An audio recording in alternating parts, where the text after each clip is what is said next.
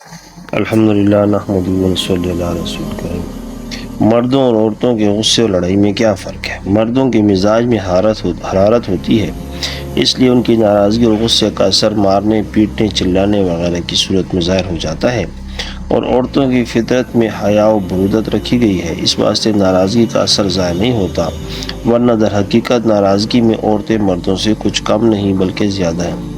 بس ان کو ایسے موقع پر بھی غصہ آ جاتا ہے جہاں مردوں کو نہیں آتا، کیونکہ ان کی عقل میں نقصان ہے تو ان کے غصے کے مواقع بھی زیادہ ہیں۔ اس کے علاوہ چیخنے چلانے کی نسبت میٹھا غصہ دیرپا ہوتا ہے، اور چیخنے چلانے والوں کا غصہ ابال کی طرح سے اٹھ کر دب جاتا ہے، اور میٹھا غصہ دل کے اندر جمع رہتا ہے۔